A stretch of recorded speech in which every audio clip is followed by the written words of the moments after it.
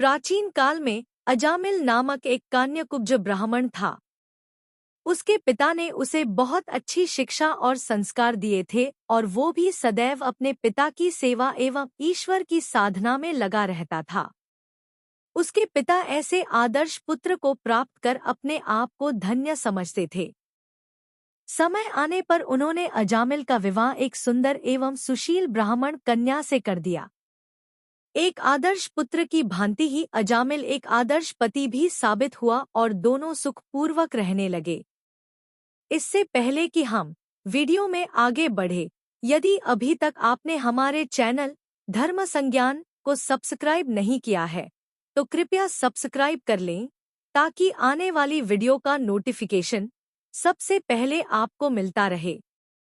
एक बार अजामिल पूजा के लिए पुष्प लेने वन को गया। वापस आते समय उसने देखा कि एक व्यक्ति शराब के नशे में धुत एक अति सुंदर वेश्या के साथ रमण कर रहा है। अपने संस्कारों के कारण उसने बहुत प्रयास किया कि उस ओर ना देखे, किंतु उस वेश्या के रूप ने उस पर ऐसा जादू किया कि वो चाहकर भी स्वयं को उस ओर देखने से रोक ना सका। थोड़ी देर बाद जब वो घर वापस आया तो उसका मुख मलिन था। अजामिल उस स्त्री को अपने मन से निकाल नहीं पा रहा था। पूजा पाठ, धर्म कर्म इत्यादि में उसकी कोई रुचि ना रही। अंततः एक प्रतिष्ठित ब्राह्मण का वो पुत्र अपने हृदय से हार उस वेश्या के निवास पर जा पहुंचा। बहुत दिनों तक उसने अपने सभी संस्कारों को भुलाकर उस स्त्री के साथ भोगविलास में लिप्त रहा। वो उसके रूप पर ऐसा मोहित हुआ कि उस वेश्या को वो अपने घर पर लेकर आ गया। उसके पिता और स्त्री को उसके इस बलदे रूप पर विश्वास नहीं हुआ। अजामिल ने धर्म से स्वयं को विमुख कर लिया और उस वेश्या के साथ सदैव भोगविलास में लिप्त रहने लगा। जब पानी सर से ऊपर चला गया तो उसके पिता ने उसे उसके कृत्य के लिए झिड़का और उसे आज्ञा दी कि वो तत्काल उस स्त्री को घर से निकाल दे। किंतु अजामिल ने उलट अपने पिता और अपनी नवविवाहिता पत्नी को धक्के देकर उन्हीं के घर से निकाल दिया। अब तो वो और स्वच्छंद रूप से भोगविलास में रम गया। उसके पास जो धन था वो सारा समाप्त हो गया, किंतु उस वेश्या की सभी इच्छाओं को पूर्ण करने के लिए वो ब्राह्मण पुत्र चोरी, डकैती एवं हत्या जैसा जघन्य अपराध करने से भी ना चुका।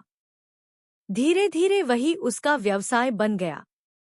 समय बीता और उस वेश्या से अजामिल को 9 पुत्र प्राप्त हुए और पुनः वो गर्भवती हुई। अजामिल उस पूरे प्रदेश में अपने कुकर्मों के कारण कुख्यात हो गया। एक बार ऋषियों का एक समूह उस गांव में आया। मार्ग में उन्होंने वहां के निवासियों से पूछा कि वो कहाँ रात्रि व्यतीत कर सकते हैं। तब लोगों ने मजाक ही मजाक में उन्हें अजामिल के घर ये बोलकर भेज दिया कि वो बड़ा सच्चरित्र व्यक्ति है।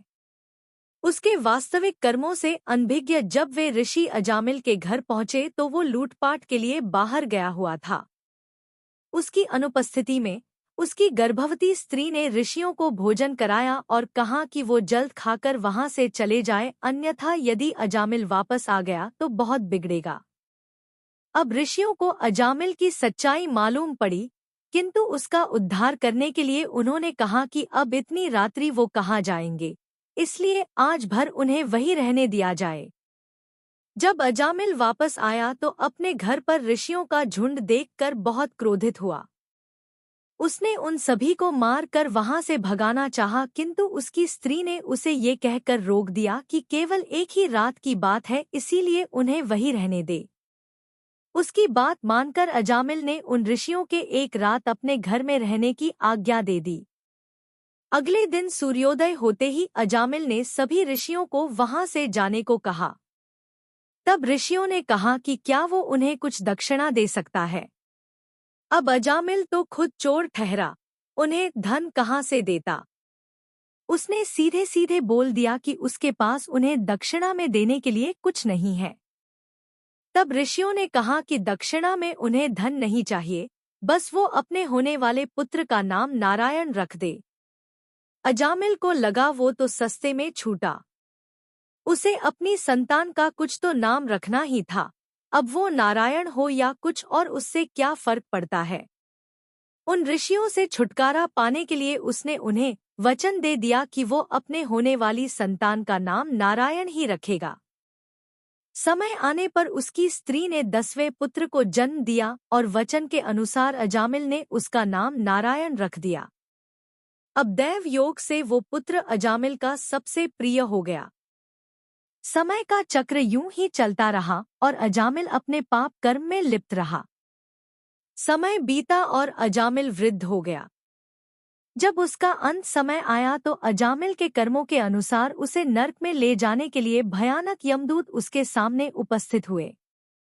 मृत्युशैया में पड़ा अजामिल उन भयानक दूतों को देखकर भयभीत हो गया और जोर से अपने पुत्र को नारायण नारायण कह पुकारने लगा।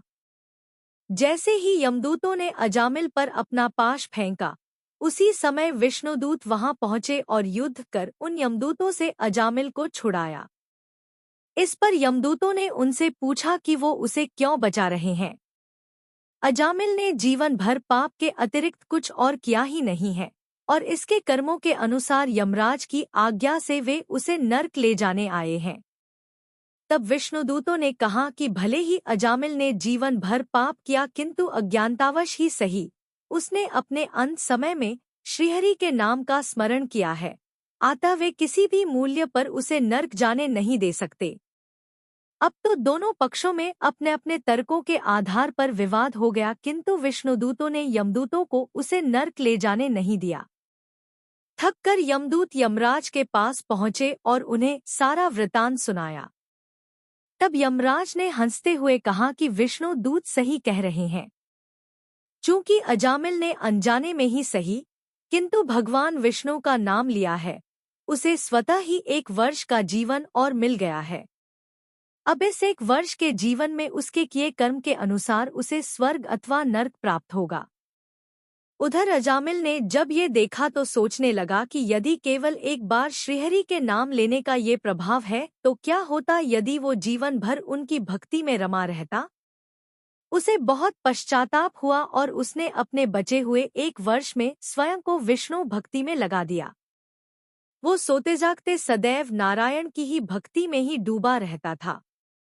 1 वर्ष बाद जब उसकी आयु पूर्ण हुई तो यमदूत पुनः उसे लेने आए, किंतु इस बार उन्होंने बड़ी नम्रता से अजामिल को अपने साथ स्वर्ग चलने को कहा। अंततः जीवन पर्यंत केवल पाप कर्म करने वाला अजामिल केवल श्रीहरि के नाम का स्मरण करने के कारण स्वर्ग को प्राप्त हुआ। ये कथा भागवत पुराण में दी गई है, जिससे हमें ये शिक्षा मिलती है कि भगवत भजन का क्या पुण्य प्राप्त होता है। यदि आपको यह वीडियो पसंद आई हो तो कृपया कमेंट करें, लाइक करें और साथ ही वीडियो को आगे शेयर भी करें। भला नारायण अपने भक्त के प्राण कैसे जाने देते। वे मार्ग में ही विश्वमोहिनी के साथ प्रकट हो गए। तब नारद जी ने बड़े क्रोध में कहा, हे छलिया, आप दूसरे की प्रसन्नता नहीं देख सकते। समुद्र मंथन के समय आपने महादेव को भी छल लिया, उन्हें विष पिलाकर स्वयं लक्ष्मी और कौस्तुभ मणि ले ली। आप निश्चय ही बड़े प्रपंची हैं, किंतु इस बार आपने गलत व्यक्ति से बैर किया है। मैं आपको श्राप देता हूँ कि जिस प्रकार आज मैं स्त्री के लिए तड़प रहा हूँ, आप भी तड़पेंगे। मेरा जैसा वानर रूप बनाकर आपने मुझे छला है, उन्हीं से आपको सहायता लेनी होगी। तब श्रीहरि ने अपनी माया समेटी। इससे ना विश्वमोहिनी रही और ना ही कोई नगर। तब सत्य को जानकर देवर्षि ने नारायण के चरण पकड़ लिए और उनसे बार बार क्षमा मांगने लगे और अपने श्राप के निवारण करने को कहने लगे। तब श्रीहरि ने नारद जी से कहा कि मेरे भक्त का श्राप भी विफल नहीं हो सकता, इसी कारण जो भी तुमने कहा वो निश्चय ही सत्य होगा। अगले अवतार में मैं स्त्री वियोग से व्यथित होऊंगा और वानर ही मेरी सहायता करेंगे। तब भी देवर्षि का मन अशांत ही रहा। इस पर श्रीहरि ने उन्हें महादेव के शतनाम पाठ को करने को कहा, जिससे अंततः नारद जी के मन का वियोग मिटा। तभी शिवजी के वो 2 गण भी नारद जी के पास आए और उनसे क्षमा मांगी। इस पर देवर्षि ने उन्हें कहा कि तुम दोनों राक्षस अवश्य बनोगे, किंतु श्रीहरि के ही अवतार द्वारा तुम्हारा वध होगा, जिससे तुम्हें मुक्ति प्राप्त होगी। देवर्षि नारद के उसी श्राप के कारण नारायण ने श्रीराम के रूप में अपना 7वां अवतार लिया। बाद में उसी कल्प के रामावतार की कथा महादेव ने माता पार्वती को सुनाई।